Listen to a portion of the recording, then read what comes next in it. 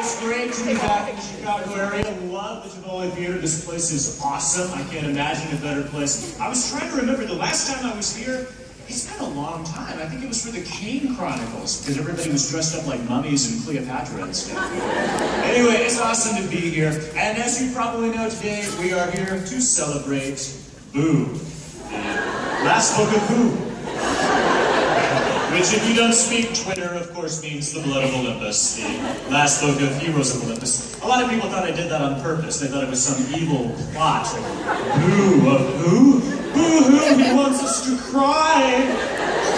No, you guys do that anyway. But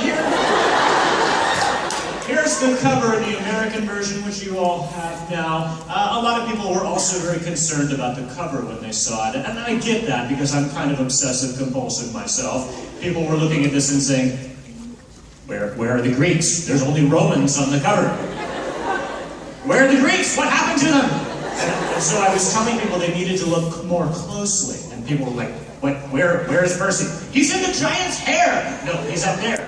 And I said, no, actually, I just told you to look closely. I didn't say they were actually on the cover. But don't worry, they're inside the book, and all is well, at least at the beginning. Is probably the first time that the UK cover has gotten more love than the American cover. That's what it looks like already. Not bad.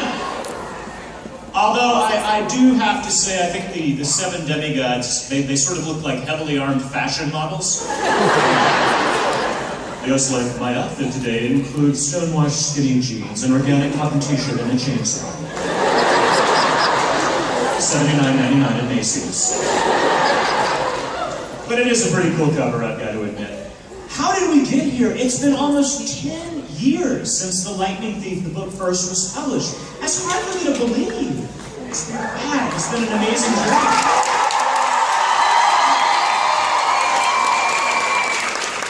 I still remember the first event I did for Anderson's books. I think it was for Sea of Monsters, and it was a great event, but we had like 20 people. There's a few more than 20 out there, I think, today.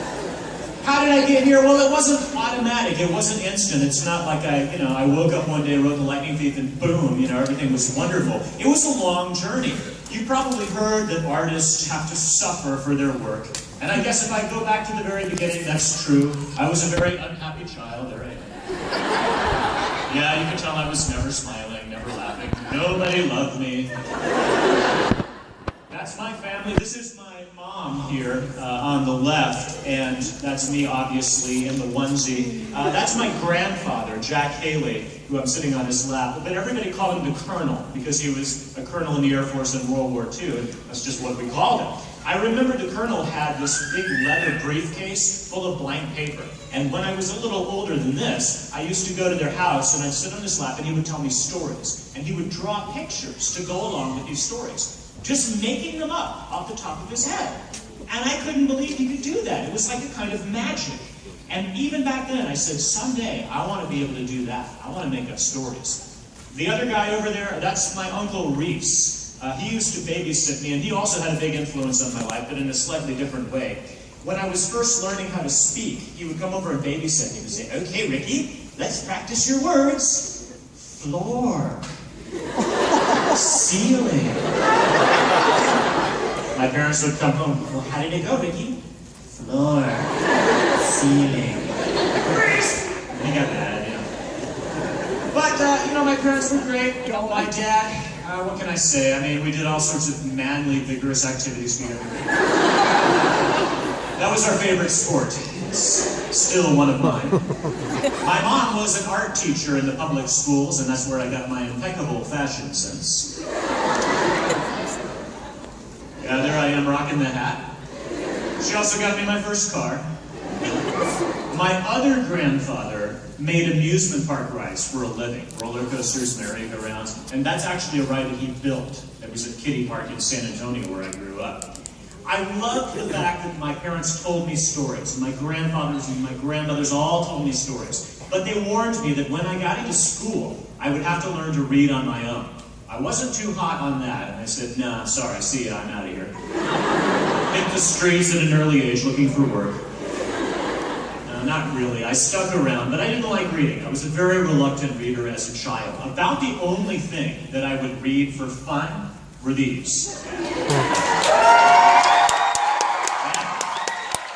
My uncles had this huge army chest full of golden and silver age comic books, like Marvel, DC, Superman, Batman, the X-Men, Fantastic Four, Thor, I mean, you name it, Spider-Man, everybody. So I grew up reading these, and I loved them. And you'll notice these are a couple I still have. And over here we have Circe, the sorceress, turning Superman into a beast. And over here, of course, we have Odin and Thor. So already, I was getting into the mythology. I just didn't know it yet. Yeah. And if I could have just read comic books all the way through middle school and high school, that would have been great. Unfortunately, things took a turn for the worse when I got into middle school.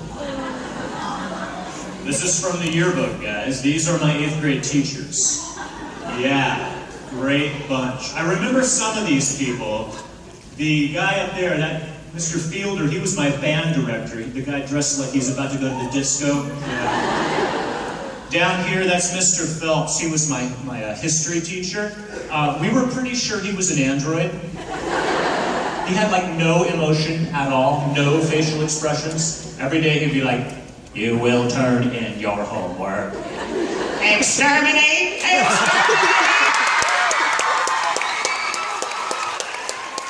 Pretty scary. The only thing scarier than the teachers were the students. Oh yeah, 1978, my 8th grade peers. I didn't know it at the time, but this girl over here, she would one day become my wife. That's Becky. I know, right? This is from her yearbook. And you notice over here, where next to this guy's picture, she's written Foxy. That wasn't me.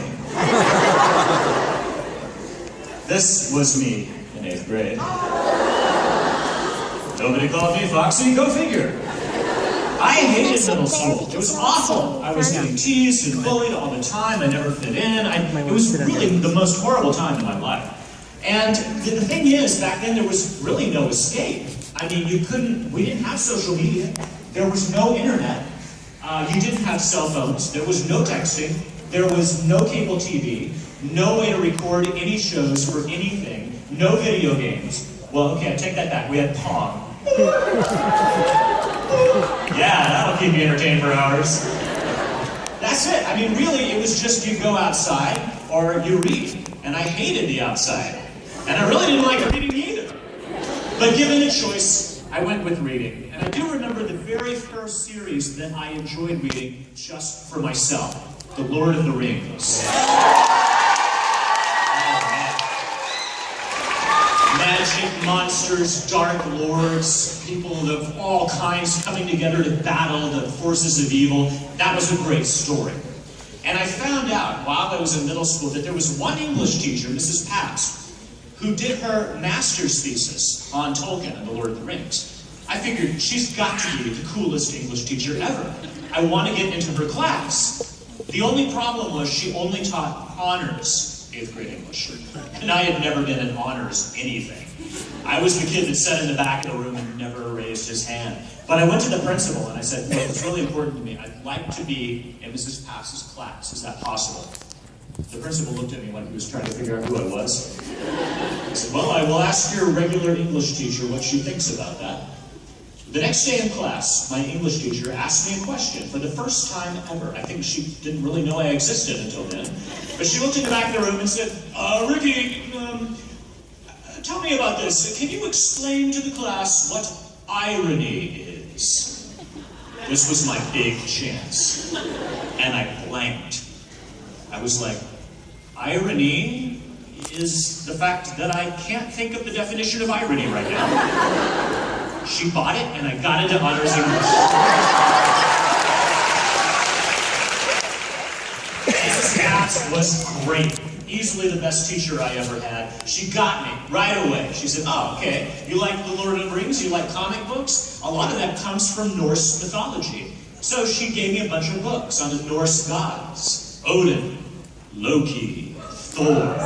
Oh, I love those stories. Mrs. Pabst also was the first one to tell me that I might want to be a writer.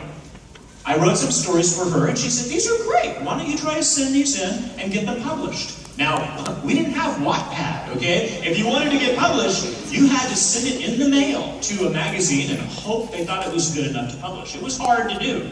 So I sent in one of my first stories. I waited for 6 weeks, checking the mail every day, hoping that I would become rich and famous.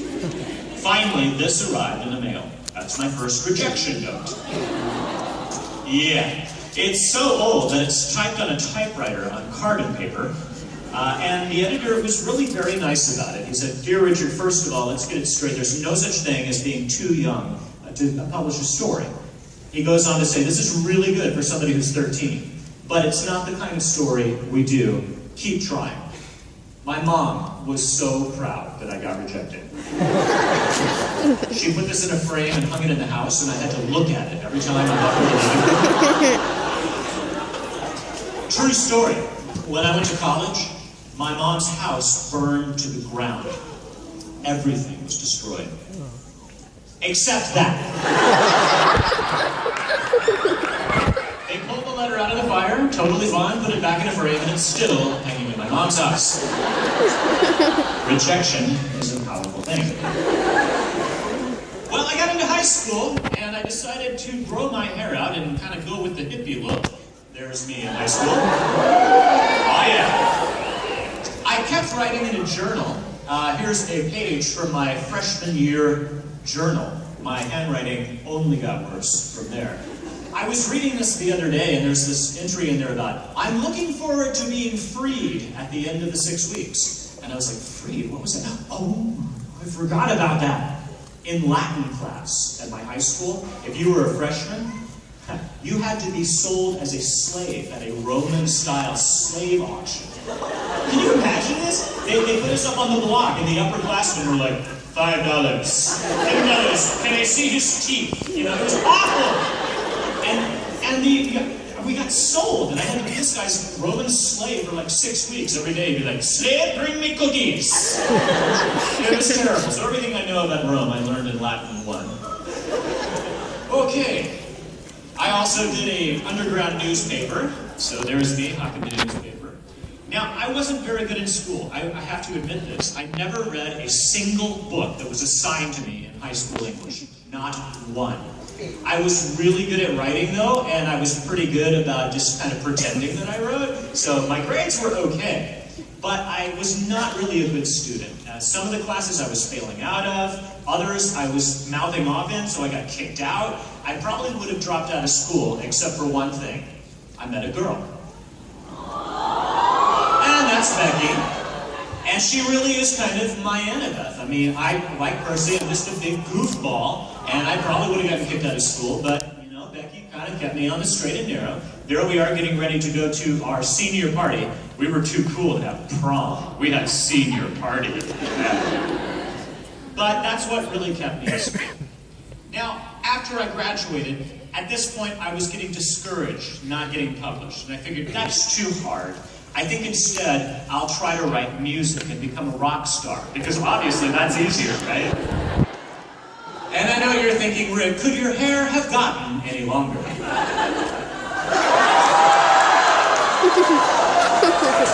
Oh yeah, it could. So that's me in my rock and roll days. Yeah, we did a lot of like folk rock and stuff, and that was my job during college. And the weekends I would go out and play gigs all over the place. It was fun, but we never really got anywhere. And then I went back to writing eventually, and two good things really came out of college for me. One is that Becky and I got married. That was great. We've been together almost 30 years now. It's hard to believe. But you'll notice that there are birthday candles on our wedding cake. That's because Becky and I have the same birthday, June 5th. She's 30 minutes older than I am. So we just figured we'd wrap it all up and get married on our mutual birthday, which is great because I can never forget my anniversary. The other great thing that happened during college is I decided to become a teacher, and I had to cut my hair. Yeah! I taught middle school for 15 years, 6th, 7th, and 8th grade mostly. I loved it. It was a lot of fun. Here's a picture of me in my classroom. And because I was such a terrible student as a kid, and I got bored so easily, I decided that I would do everything I could to make my class fun for my class, for my students. If I was bored, I figured they would be bored too. So I tried to make it interesting. For instance, when we did Korea, I brought out the local Taekwondo team, and we learned Korean martial arts. They wanted to break a board over my head. I said no. When we did Shakespeare, I had a fencing instructor come and teach us theatrical fencing. So we could do like scenes from Shakespeare. Imagine 25 8th graders with swords in their hands. Yeah, that was fun. And the craziest thing they let me do, I still can't believe I got away with this. When we did Greek mythology, the kids all dressed up in togas, and we went out into the back of the school, and we wrote prayers to the gods, fired up the barbecue pit, and did burnt offerings. By the way, if you want to sacrifice to Aphrodite, just FYI, burning Barbie dolls smell really bad.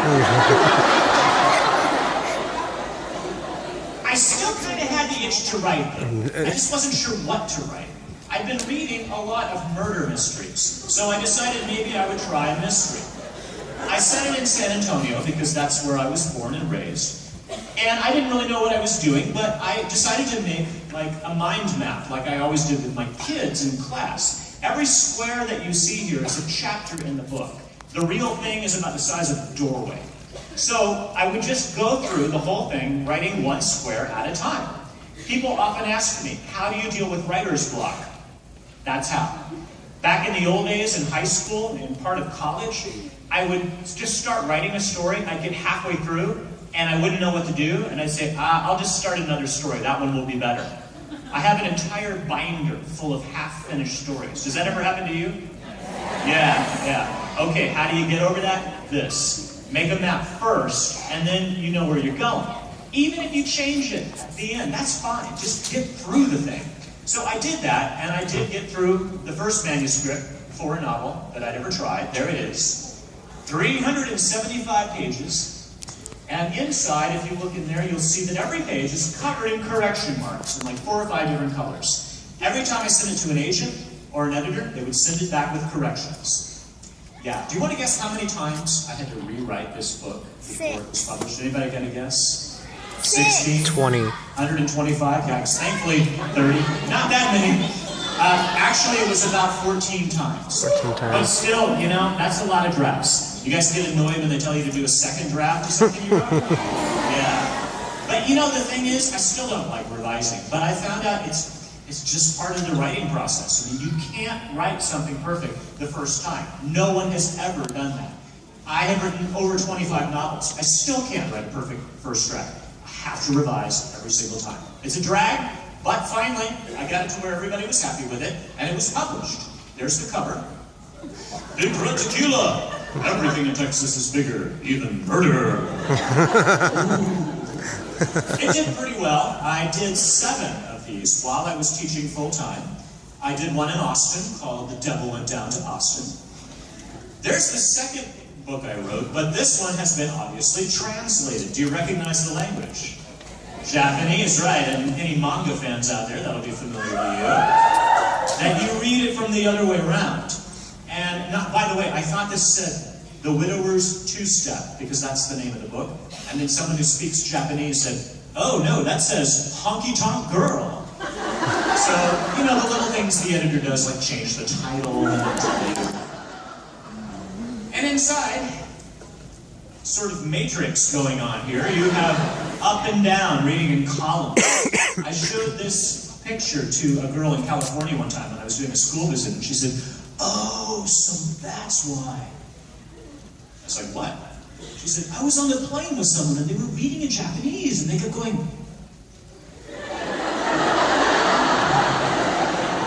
Finally made sense to her. Anyway, I did not quit my day job as a teacher. Why was that? Well, let me put it this way. Does anybody want to guess how many books the average American reads in a year? Anybody want to throw out a number? What do you think? Yes, ma'am. Third from the row. Yeah. About 14. What do you think? Any other guesses? Yes, sir. About 5. Ooh, pessimist. Okay, over here, yes. About 20. You guys are pretty close, actually. I no more, you know, a lot of times people say 100, 300. Yeah, it's about 15. I'm guessing that a lot of you are already above the average.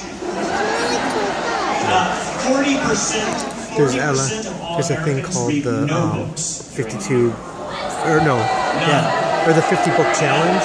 It's basically you read 50 books in 1 year, but 50 books means you have to read about 1 a week. How many different books do you think we publish in the United States every year? Not copies, but different books with different authors every single year. Anybody want to take a guess? Yes, 100,000. glasses on this end right there, yeah.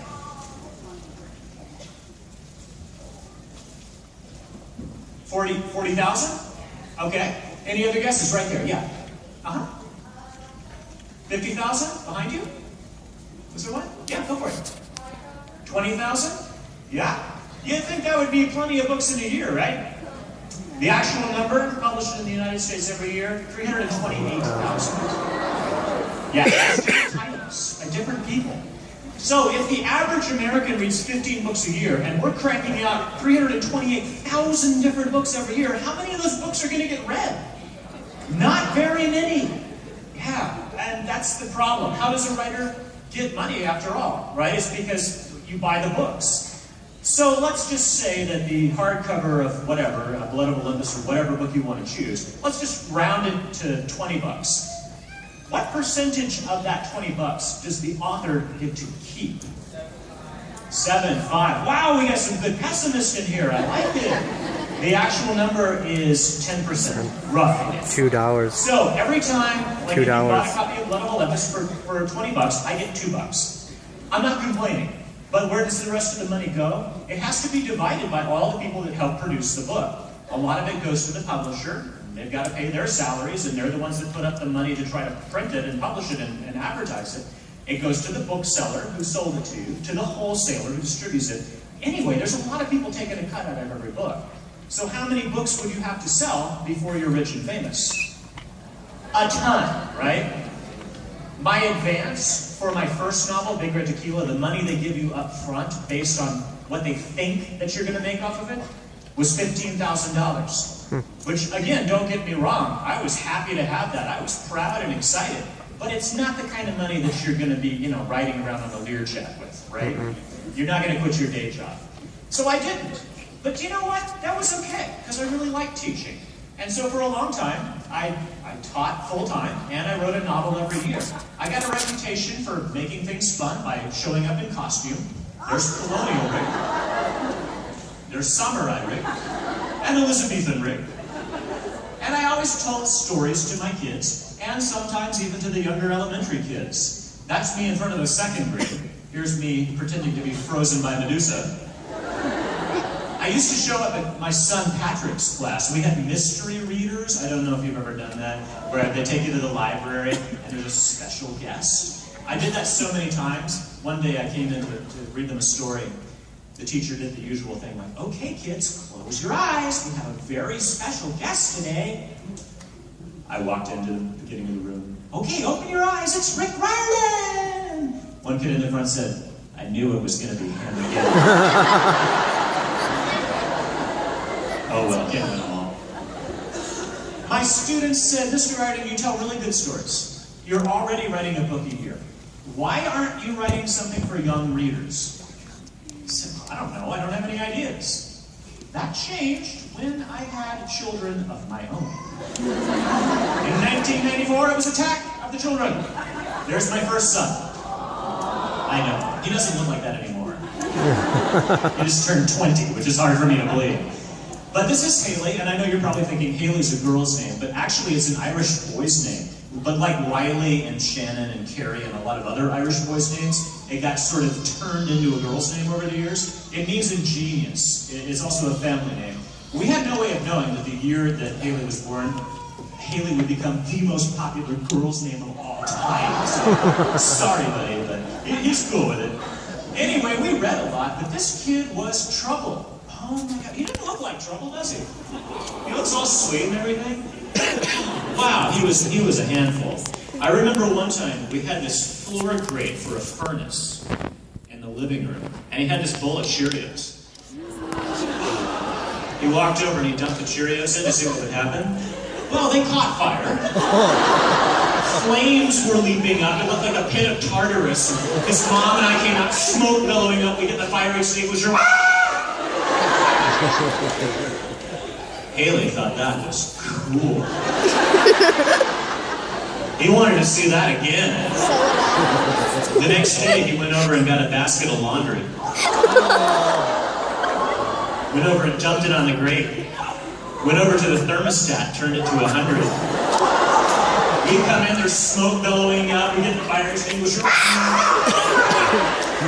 And that's just kind of the easy kid he was. When he got into school, even more problems. He did not like school. Man, I thought I was a reluctant reader. Woo! This kid did not like reading. There he is in his school uniform in first grade. The only thing that he liked in elementary school was Greek mythology. He loved those stories of gods and monsters. This is him dressed up as Hades, the lord of the underworld. And so I started telling him some stories at home, just to keep him interested in school. I told him about Hercules, I told him about Perseus and Theseus and Medusa, and all of the different gods. We ran through the whole Olympian pantheon. I told him about Zeus and Poseidon and Ares. And then I ran out of stories, and he got mad at me. He said, "Dad, tell me another one." I said, "Well, there aren't any more. You know, they haven't made any new ones in 2,000 years. He said, "Well, make one up." I was like, okay. But I thought about it, and I decided to make a modern demigod who was ADHD and dyslexic, like my son was, so he could relate. And I said, you know, if you have those learning differences, there's a pretty good chance that you're a demigod. And Haley was like, yeah. So that's where the story was born of the character Peter Johnson. Just kidding. Percy Jackson, but whatever.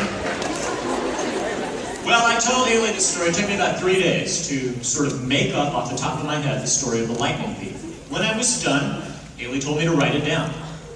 I did. I sent it off to the publishers in New York. Right away, I got a call from an agent, Nancy Galt, and she said, "This is great, I want to represent you." She sent it to Disney Hyperion, and my first editor there, Jennifer Besser, said, "I love this story. Let's find it a really great cover." She said, "We're thinking about this for the cover. What do you think?" No. He's like, "Wow! That's awful!" So, do you have anything else? So they hired a different artist who does the covers for video games. And he said, "Oh, Greek? Oh, no problem." And I was like, "Well, that's a little frightening. No. Can you maybe tone it down just a little bit?" And so we did. And that on the right there was actually the first cover of The Lightning Thief. Sometimes if you find a really old hardcover, that's what it looks like. But it didn't really do that well, and I wasn't really happy with it, so we decided to try yet again. This time, she found a new artist whose name was John Rocco. Funny thing, John had done a lot of things, but he had never designed a book cover before. But he read the book, he got it right away, and he came into Jennifer's office and sketched something on a napkin really quick. Said, "Here, that's your cover idea." And we loved it. And so he did that as the cover, and it turned into that.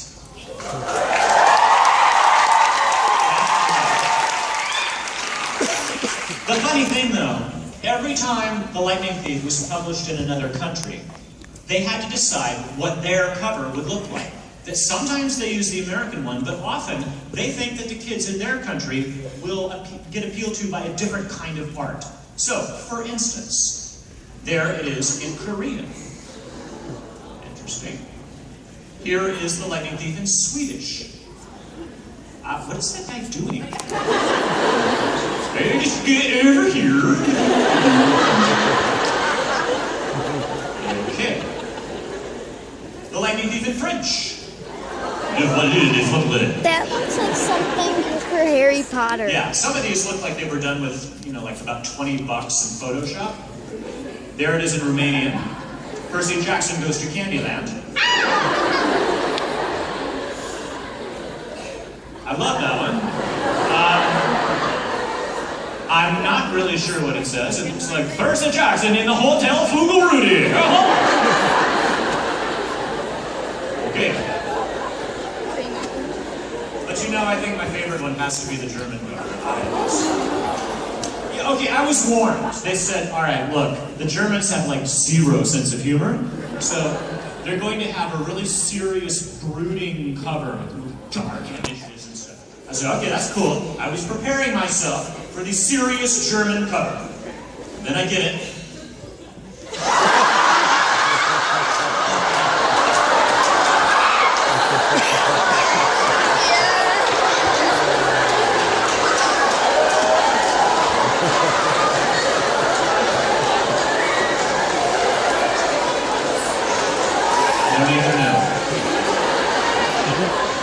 Don't let them tell you the Germans have no sense of humor. Now the Germans have changed their cover. I can't imagine why. Now it looks like that in Germany. Yeah. Pretty good. I always knew Percy Jackson would be 5 books. Why? Well, there was this prophecy. He would start at age 12, and it would go until he was 16. I figured, yeah, that'll be enough. Well, at the time, I didn't really know how much Greek mythology there was out there and how much I would have to include. But The Sea of Monsters was the second one, and again, it had all kinds of different covers. There it is in Vietnamese. There's the Italian Sea of Monsters. Everybody's always so fashionable in the Italians. La. Here it is the, oh yes, the Germans, obviously. Serious, brooding Germans. At this point, I'd written 2 books, and my younger son, Patrick, decided he was going to get into the act. He, at first, didn't want anything to do with Percy Jackson. That was his brother's deal. But then he took a trip with me to one of the school visits that I used to do, and he heard me give my spiel, and he said, oh, that's what you write, Dad? Oh, okay, that sounds pretty cool. I'm in. I mean, it's not like I hadn't read to Patrick before, ever since he was a little guy. There's us reading. That's okay, man. That's our favorite book. Everyone poops. It's hot. Have you read it? That's right. Well, okay. If you haven't read it, I won't tell you how it comes out in the end. Anyway, after that, we started reading all the books together. The Titan's Curse, the 3rd one. The cover for this was really tough. John Rocco did all these sketches for it. He did this one, and that one, but that one looked too much like Lion the Witch in the Wardrobe, and this one. And finally, he did this really simple sketch that just had Percy on his Pegasus, looking out over New York. And we said, oh, that's awesome, do that one. And that became the cover for The Titan's Curse. I still remember the first time that I showed this cover in public. I was at a school in Austin, Texas, and I was talking to like 2,000 8th graders. And I had blown up the cover, so it was on this big poster board. I said, you guys get to see it first. Behold, the Titan's Curse! This kid in the audience said, look, he's riding a hippo!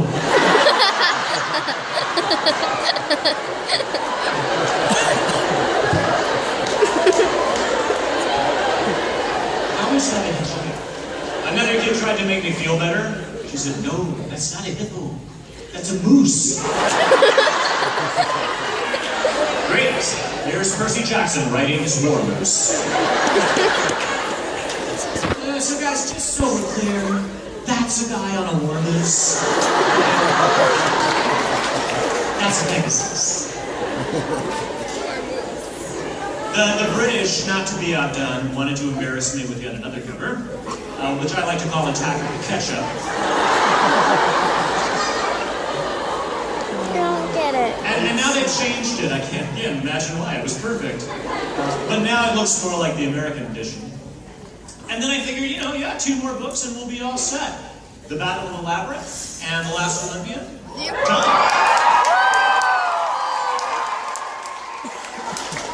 But covers. They just put out a new edition of the Percy Jackson covers. John Rocco did them again, and they're awesome. That's the new covers. Oh yeah, I think I've seen these And if you before. put the books together, they make this one huge mural. And actually in the box set, there's a copy of the artwork as a big poster, which is kind of cool. But I figured at this point, I would write other things. I thought Percy was done for the time being, even though I had all these other stories to tell. First of all, I did something called the 39 Clues. That's a series that I started for Scholastic, and then a bunch of other authors took it up, and now they're up to like book 40 or something. They just keep going with it. It's pretty cool. Then I wanted to go to ancient Egypt, so I did something called the Kane Chronicles. Again, the Kane Chronicles did fantastic all over the world. Here's the German Kane Chronicles, the Korean Kane Chronicles, the Russian Kane Chronicles, and of course the Italians. Again, he's like, I would totally fight you, but it would mess up my hair. But I did know that I wanted to go back to Percy's world by this time. I just didn't want to do it in the exact same way. Because again, like with teaching, if I'm bored, I figured my students would get bored too. Be a cast of new heroes. And that's how the seven were born. Frank John, Hazel Levesque, Piper McLean, Jason Grace, and of course everyone's favorite, Octavian. Just kidding, Theo Valdez.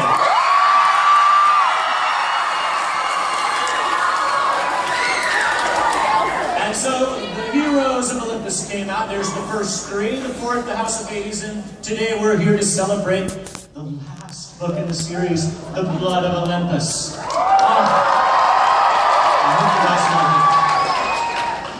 Now, so what's going on with me now that I've done that all? Well, first of all, let me show you this dragon. Festus is like so popular. Man, that's him in the UK. That's the Chinese Festus. And the steampunk German Festus. It's pretty good. Well, recently, we did this book as well. Wow, you're holding it up, you are brave, because that thing weighs like 100 pounds. It's huge, and it's got all this amazing art inside it. It's basically Percy Jackson telling you the original myths, but with all the snark and all the sass that Percy has. Here's the Death Pig, oh yeah, Demeter as Brainzilla. And my favorite comment on this picture, this is Zeus blasting Salmoneus out of his chariot. Somebody zoomed in to the lightning bolt and asked online, they said, why is Zeus holding French fries? And can I have them? And Zeus says, no, those are my fries. Now I'm hungry every time I look at this.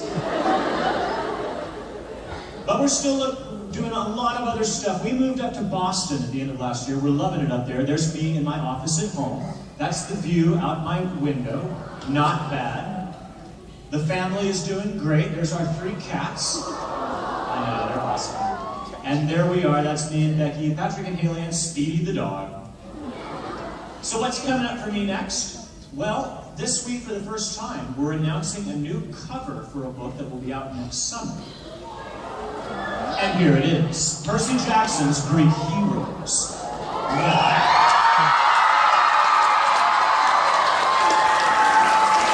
This is sort of the follow-up to Greek gods, except obviously it's the heroes. Percy's going to tell you about Hercules, Perseus, Theseus, Atalanta, you name it, all the heroes. I don't even know how you're going to lift this one. It's even thicker than the last one.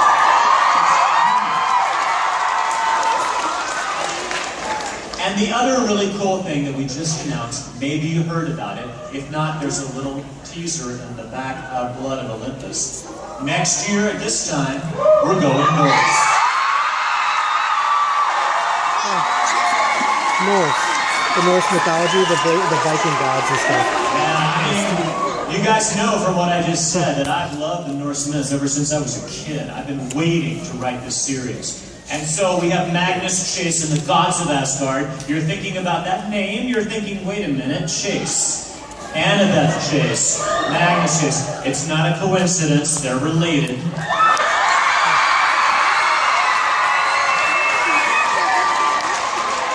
There's a tiny little hint in the Blood of Olympus about how they're related. So if you're reading carefully, you might pick that up. What can I tell you? Well, you're going to see all the Norse gods that you know about: Thor, Loki, Odin, everybody. It's set in the modern world. It's set They based them off alongside of one of the Percy Norse Jackson's gods. world. They Yeah. coexist. It's set in Boston, where I live now, but it's going to be modern. It's going to have all the stuff you know from my other books, the humor and the action and all of that, except with Vikings. So I hope you guys enjoy that. Hopefully I'll get up to Chicago to do an event for you there.